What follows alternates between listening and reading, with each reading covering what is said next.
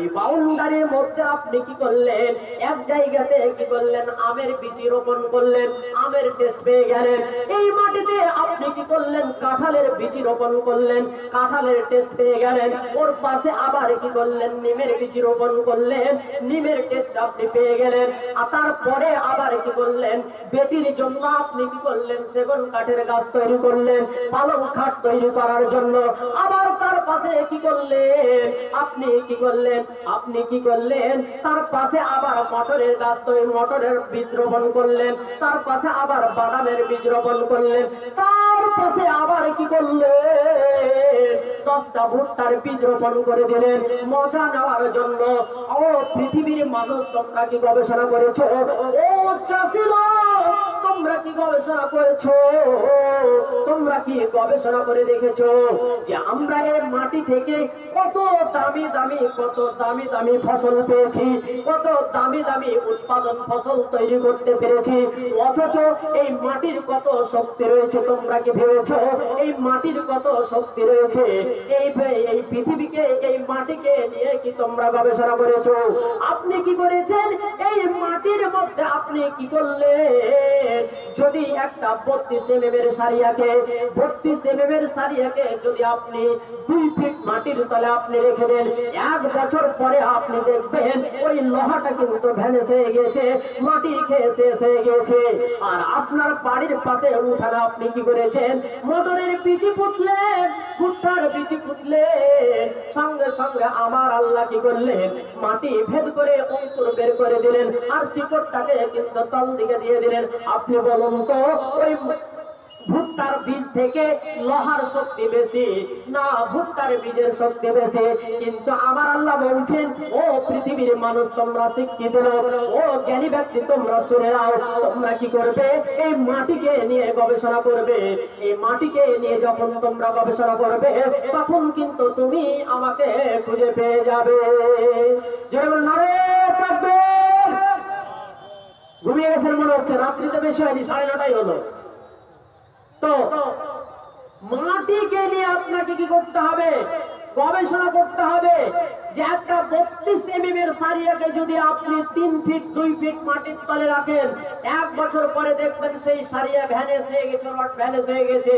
কিন্তু একটা বাদামের বীজ যদি আপনি রোপণ করেন, আপনি দেখবেন যে উপরে কাণ্ড, নিচে শিকড়, অঙ্কুর বেরিয়ে চলে আসলো।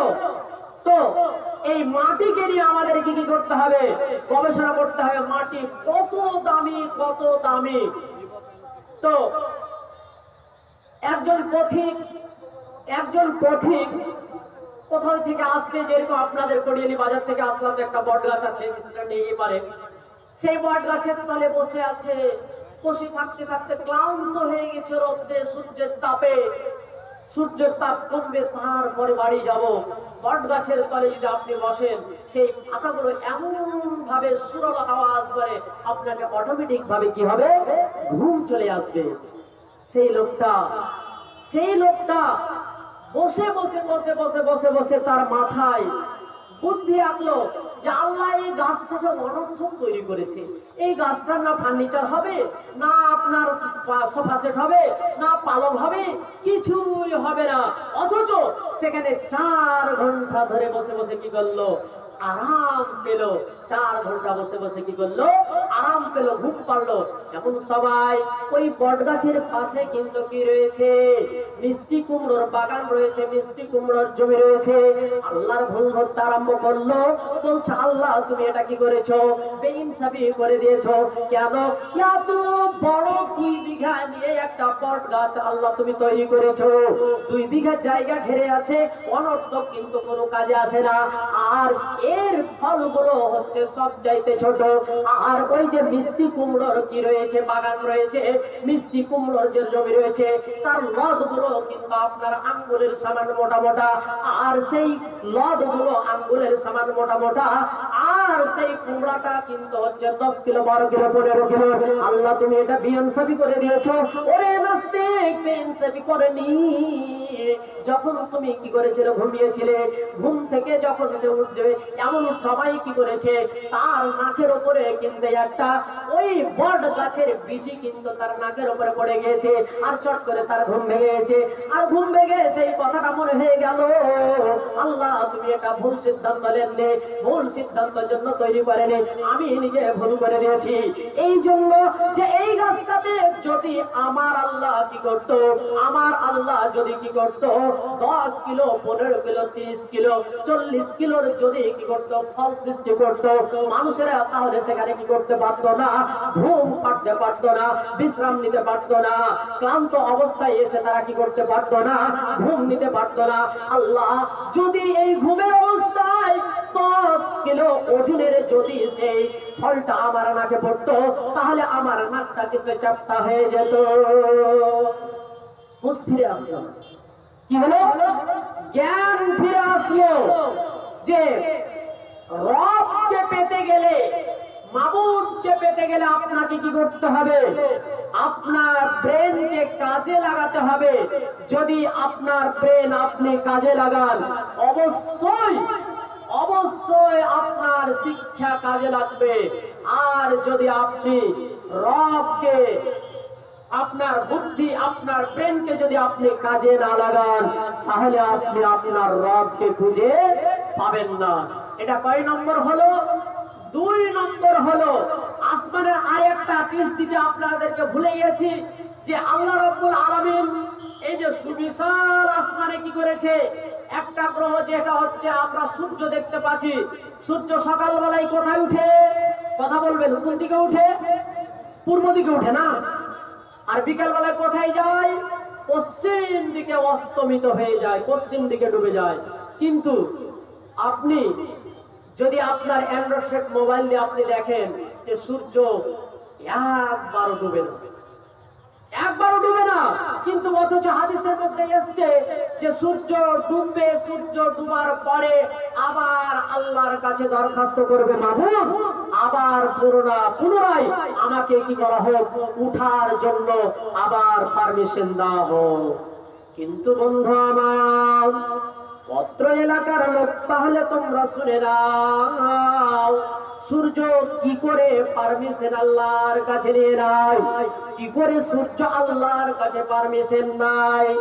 যদি আপনি কি করবেন, কলকাতা এয়ারপোর্ট থেকে যদি আপনি কি করবেন, পাকিস্তান যেতে হয়, আপনি যদি আফগানিস্তান যান, তাহলে কিন্তু এই কলকাতা থেকে পাকিস্তান যেতে গেলে, ইসলামাবাদ যেতে গেলে আপনার ওপর দিয়ে কি হবে, আপনাকে 2টি এয়ারপোর্ট, 2টি ন্যাশনাল এয়ারপোর্ট অতিক্রম করতে হবে।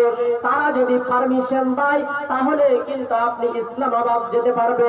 আর তারা যদি পারমিশন না দেয়, তাহলে কিন্তু আপনি ইসলামাবাদ যেতে পারবে না। তো কিভাবে তারা পারমিশন দেয়? সেই রূপ আমার আল্লাহ কি করে সূর্যকে কিন্তু পারমিশন দেয়। যদি রাস্তায় কোনো জ্যাম থাকে, তাহলে আপনাকে আগেই সিগন্যাল দিয়ে দেবে, আগেই আপনাকে সিগন্যাল দিয়ে দেবে, রাস্তায় জ্যাম আছে, কোথাও তুমি কি করে দাও, দিল্লিতে অবতরণ করে দাও। আর যদি ইসলামাবাদে কি হয়, জাম থাকে, যদি ইসলামাবাদে যদি কোনো ব্যাঘাত ঘটে থাকে, তাহলে বলবে যে আপনি কি করুন, ওই গুজরাটের এয়ারপোর্টে আপনি কি করুন, ল্যান্ড করে দেন। এইভাবে কিন্তু ল্যান্ড করে দেওয়া হবে, কিন্তু আপনাকে ওই এয়ারপোর্টের উপর দিয়ে যেতেই হবে। এইদিকে পাইলটকে খবর হয়ে গেল, আর এইদিকে কি করা হলো, তাকে গ্রিন সিগন্যাল দিয়ে দেওয়া হলো যে তুমি কি করো, দিল্লির ন্যাশনাল এয়ারপোর্ট অতিক্রম করে তুমি চলে যাও, গুজরাটের ন্যাশনাল এয়ারপোর্ট তুমি কি করো, অতিক্রম করে চলে যাও। আরো একটু বোঝার সুবিধার জন্য আপনাকে বলছি, আপনার বাড়ির পাশে কি রয়েছে, ভালুকা স্টেশন রয়েছে। ভালুকা স্টেশনে কিন্তু অনেকগুলো ট্রেন দাঁড়ায় না, যেরকম কাঞ্চনকন্যা এক্সপ্রেস রয়েছে, সে কিন্তু কুমেদপুর ছাড়বে, আর কুমেদপুর ছেড়ে কি করবে, একেবারে শামসিতে গিয়ে দাঁড়াবে। কিন্তু এই যে মধ্যখানে 3টা স্টপেজ রয়েছে, সেই স্টপেজ গুলোতে কি করে তারা গ্রিন সিগন্যাল নেবে? এইদিকে গার্ড কিন্তু ফ্ল্যাগ নিয়ে দাঁড়িয়ে আছে, আর এইদিকে ক্যাবিন মাস্টার কিন্তু কি রয়েছে, সবুজ পতাকা নিয়ে দাঁড়িয়ে আছে। আর এইদিকে ড্রাইভার কি করেছে, পাইলট কি করেছে, সবুজ পতাকা তাকে মেরে দিল, আর মেরে দিয়ে কিন্তু দ্রুত গতিতে শামসি চলে গেল। সেই মতো আমার আল্লাহ কি বলবে, যে সূর্যকে পারমিশন দেবে যখন সূর্য অতিক্রম করবে, আর অতিক্রম করার সময় গন্তব্যস্থলে যাওয়ার আগে আমার আল্লাহর কাছে কি করবে? পারমিশন নিয়ে নেবে। আল্লাহ আমাকে আগামীকাল কি করতে হবে? আগামীকাল আমি যেন আবার উঠতে পারি। জোরে বলুন সুবহানাল্লাহ। কত দামি কথা, কত দামি কথা আপনাকে